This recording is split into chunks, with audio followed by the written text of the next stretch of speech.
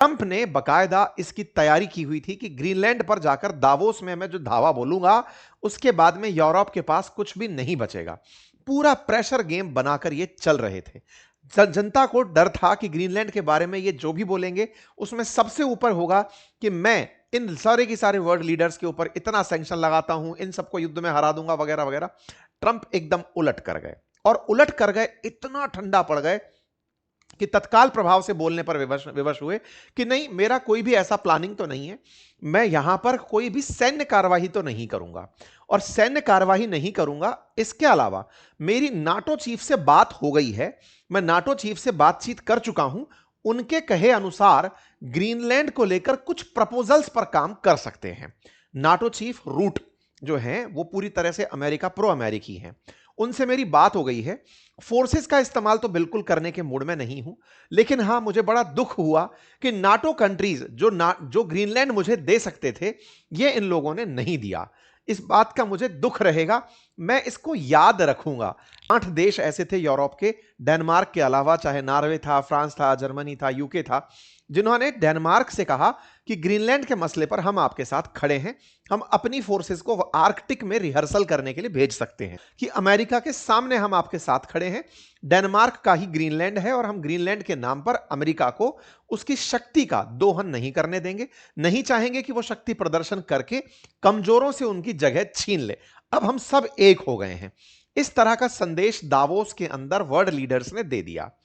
Greenland ना देकर के इन लोगों ने मेरे साथ गलत किया। और डेनमार्क वालों, तुम तो एक नंबर से फेल आदमी हो।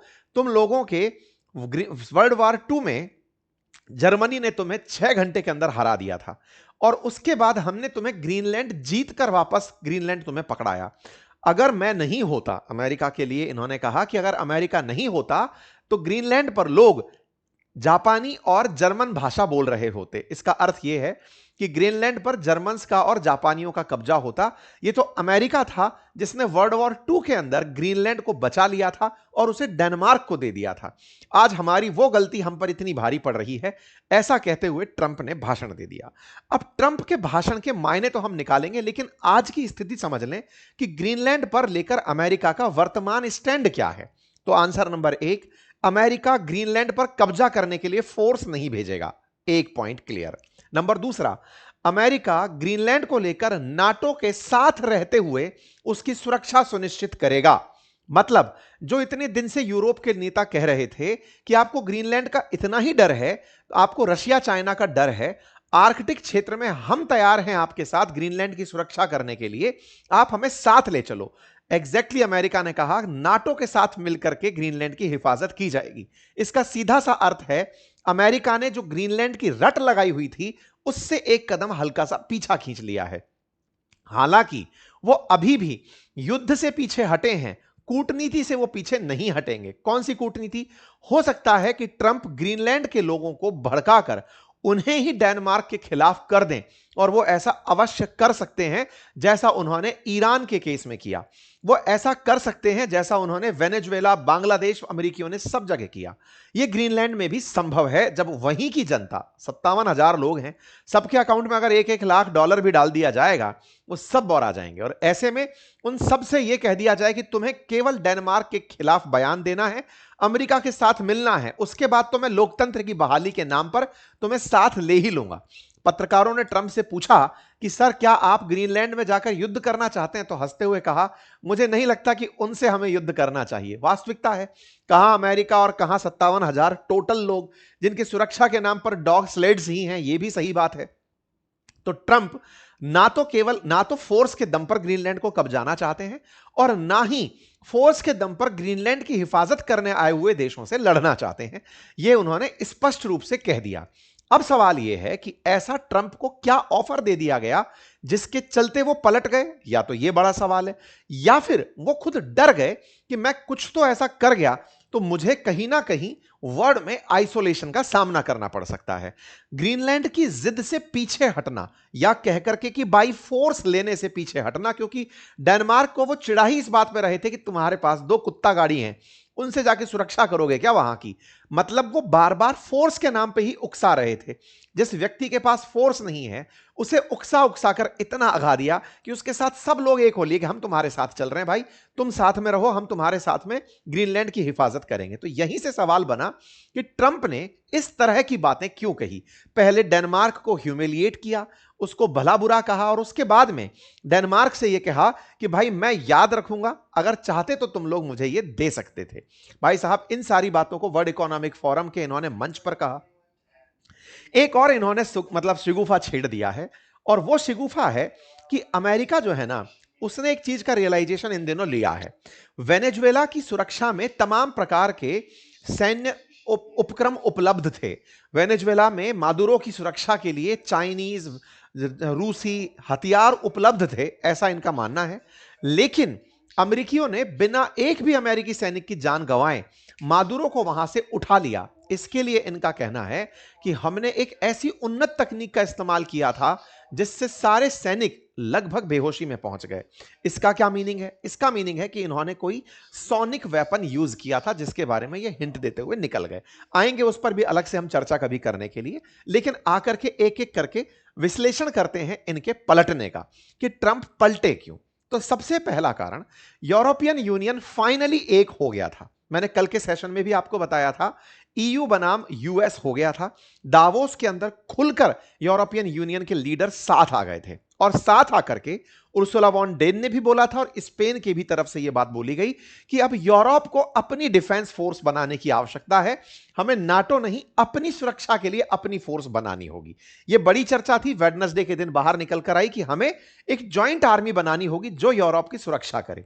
दूसरा, दुनिया के जितने भी राष्ट्राध्यक्ष या अमेरिका के दावोस में पहुंचे थे, ये कहीं ना कहीं एंटी अमेरिका साउंड हो रहे थे। जैसे मार्क कार्नी ने साफ कहा था, क्योंकि ये थोड़े दिन पहले कनाडा की शरण में जाके आए हैं। जैसे ही ग्रीनलैंड पर कब्जा होता, अगला कब्जा कनाडा पर होता। ऐसे में ये साफ साफ कहते रहे कि अमेरिका का जो ये वर्चस्ववाद है ये नहीं चलेगा, सारे कमजोर एक हो जाएंगे और वो अमेरिका के खिलाफ हो जाएंगे।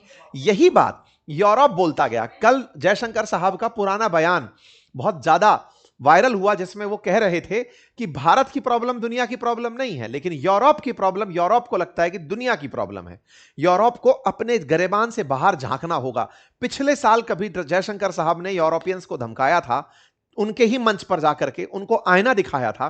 कल वो वीडियो बहुत वायरल हो रहा था कि आज यूरोपियंस को जब खुद के घर में आकर पड़ी है कि ट्रंप हमारा ही क्षेत्र कब्जा रहा है, उसके बाद इनको अचानक समझ में आया कि ये लोग तो गलत वर्चस्ववाद फैला रहे हैं, साम्राज्यवाद फैला रहे हैं। ये मैडम बाहर आती हैं और ये कहने लगती हैं कि हम डेनमार्क के साथ खड़े हैं, हम किसी की संप्रभुता का वायलेशन नहीं होने देंगे। संप्रभुता के नाम पर वेनेजुएला से उसके राष्ट्रपति उठा लिए गए, आपके मुंह से एक शब्द नहीं निकला। संप्रभुता के नाम पर ईरान के अंदर बम गोले गिराने अमेरिका घुस गया, आपके मुंह से एक शब्द नहीं निकला। तो आपकी जो ये पार्शियल संप्रभुता है, जब आपके ऊपर आकर पड़ी, आपकी सॉवरेनिटी चर्चा में आई, तब जाकर आप बोल पड़े। हम लोग आपसे बहुत पहले ये बात बोल चुके थे। तो यूरोप के वर्ल्ड लीडर्स फाइनली एकजुट होने में कामयाब हुए। हालांकि उनके पास इतनी अभी भी व्यवस्था नहीं है कि वो अमेरिका से लड़ लें, लेकिन अमेरिका नहीं चाहता कि उसके चिटमंगलू जो लोग हैं, जिनको लेकर वो साथ चलता है, वो उसके खिलाफ हो जाएं।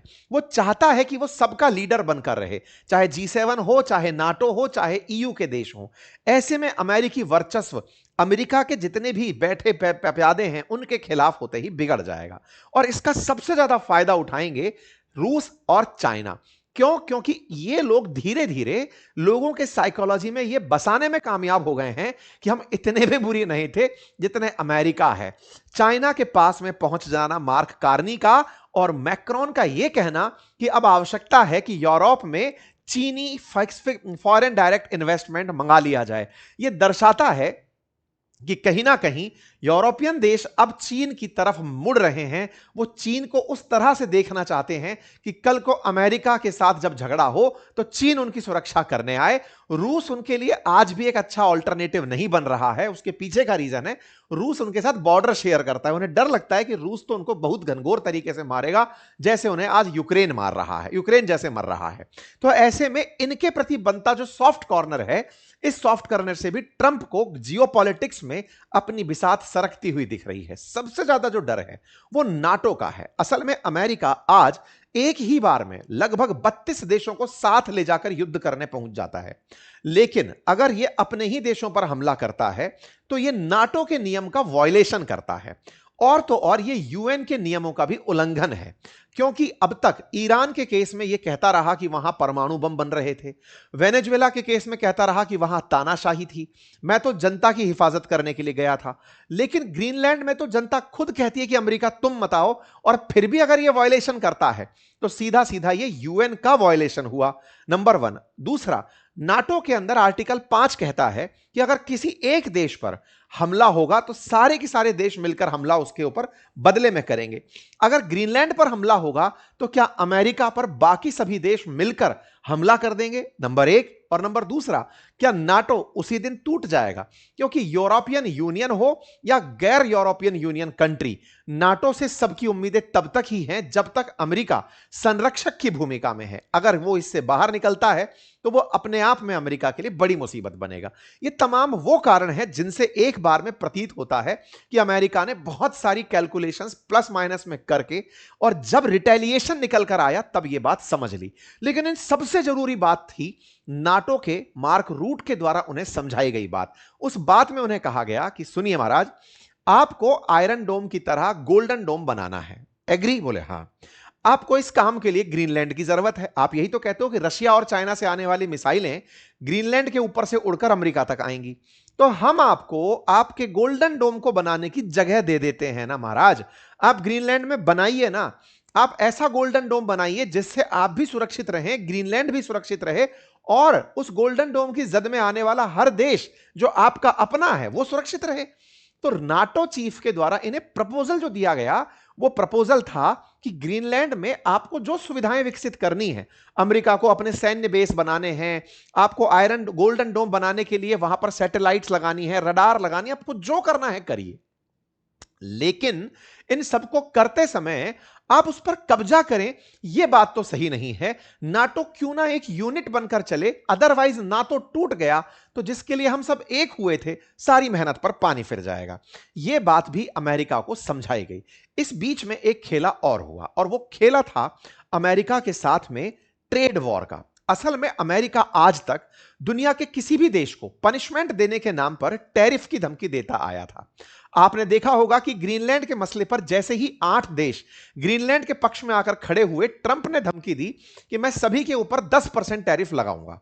इस बात से यूरोपियन यूनियन के देश चिढ़ गए और उन्होंने तत्काल प्रभाव से अमेरिका को ही पटखनी देते हुए कहा कि यदि आपको लगता है कि आप टैरिफ लगाएंगे तो यूएस और ईयू के बीच में होने वाली ट्रेड डील, जिसे बजूका कहा जाता था, हम उससे बाहर निकल रहे हैं।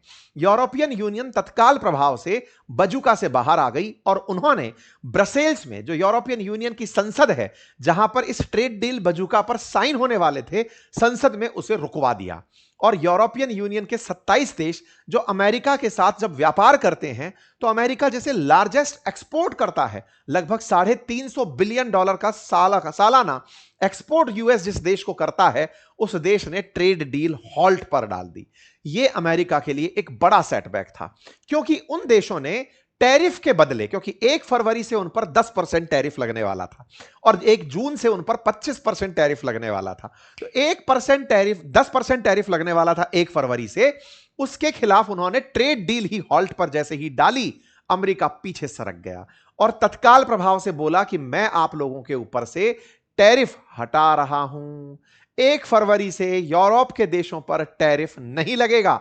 इसका मतलब यह हुआ कि अमेरिका अल्टीमेटली ग्रीनलैंड पर यूरोपियन देशों के एक होने से घबरा गया, और उसका घबराना उसे अपने देश में भी समझ में आया, क्योंकि यूएस के अंदर जैसे ही यह बात निकल कर आई कि ईयू ट्रेड डील से बाहर निकल रहा है, वहां डर सताने लगा कंपनियों के बंद होने का, एक्सपोर्ट्स बाधित होने का और इनके खिलाफ माहौल बनने का। साथ ही साथ डेनमार्क की अगर बात करें तो डेनमार्क ने अमेरिका से बहुत बेइज्जती पाली है। ट्रंप के बयान उनको शर्मिंदा करने वाले हैं, लेकिन फाइनली ग्रीनलैंड को ये लोग बचाने में कामयाब हो गए हैं। तो आगे चलकर अगर बात की जाए तो क्या अमेरिका ग्रीनलैंड को जिद से लेगा? आंसर है नहीं, क्योंकि यूरोपियन यूनियन एक हो गए हैं। तो मतलब ग्रीनलैंड फाइनली बच गया। बच तो ईरान भी गया था। ईरान में अमेरिका पीछे क्यों हटा, उसका भी मैंने आपको कंप्लीट विश्लेषण दिया था और बताया था कि क्योंकि मिडिल ईस्ट के अंदर जो जीसीसी कंट्री थे, उन सब ने मिलकर के साफ रूप से इन्हें कहा था कि अगर आप ईरान पर हमला करने गए, हमारा सारा ट्रेड रुक जाएगा, हमारा व्यापार अटक जाएगा, आपको हमने बिलियंस ऑफ डॉलर भरकर दिए हैं, वो सब वेस्ट हो जाएंगे। ट्रंप तब भी रुक गए थे और अब भी रुक गए, यानी कि ट्रंप ना तो ईरान पर हमला कर पाए और ना ही ग्रीनलैंड पर हमला कर पाए। कुल मिलाकर के अमेरिका को अपनी तरफ से वापस आना पड़ा है। उम्मीद है कि आप सभी साथियों को यह बात समझ में आई हो। इनसे दावोस में पूछा गया कि महाराज ये जो बोर्ड ऑफ पीस लेकर आए हो ये क्या है? तो मैं तो आपसे पहले ही कह रहा था कि ये यूएन का अल्टरनेट बनाना चाहते हैं। पढ़िए क्या लिखा है। It's going to get a lot of work done that the United Nations should have done. Board of piece वो सब काम करेगा जो यूएन नहीं कर पाया था। ये ट्रंप का बयान है। There are people that have tremendous influence. I think the board of peace will be the most prestigious board ever. मेरे प्यारे साथियों, मेरा अभी पिछले 2-3 दिनों पहले एक सेशन किया था। मैंने आपसे कहा था कि अपना यूएन बनाने की तैयारी कर रहा है अमेरिका। समय निकालकर उसे सुनिएगा, इसी चैनल पर डाला था, जिसमें मैंने आपको बताया था बोर्ड ऑफ पीस इसका एक बहुत तगड़ा सिकंजा है जिसको यह करने का प्रयास कर रहा है। और यहां से इसके बयानों से वो बात निकल कर आ गई कि जो यूएन नहीं कर पाया वो बोर्ड ऑफ पीस करेगा। यानी अमेरिका अपने वर्चस्व में एक ऐसा गुट और बनाने जा रहा है जो नाटो और यूएन इन दोनों से अलग होगा और वो दुनिया में केवल शांति बनाएगा या फिर कहिए अमेरिका का सिक्का बुलंद करेगा। कुल मिलाकर के ट्रंप की वापसी हो गई, बच गया ग्रीनलैंड। अमेरिकियों के खिलाफ लोगों के अंदर गुस्सा थोड़ा कम हुआ होगा, यूरोपियन यूनियन में थोड़ी शांति आई होगी। ये भाई साहब अपने बयानों में, खुद के देश को लेकर बयानों में काफी ज्यादा फिलहाल सुर्खियों में रहे। इनमें से कोई भी बयान ऐसा होता है जो आपके काम का होगा, मैं जरूर लेकर आऊंगा। फिलहाल के लिए इतना ही है। जानकारी पसंद आई हो तो साथियों से साझा करें, चैनल पर नए हैं तो सब्सक्राइब कर लें। बाकी आप लोग इस विषय पर क्या सोचते हैं, अपनी राय जरूर कमेंट बॉक्स में बताएं। बाकी हमारे एप्लीकेशन बातें बाजार की और अपनी पाठशाला को जरूर चेक करें, जहां पर हमारे बेहतरीन कोर्सेज उपलब्ध हैं जिन्हें आप पढ़कर बहुत ही अल्टीमेट ज्ञान प्राप्त कर सकते हैं। धन्यवाद।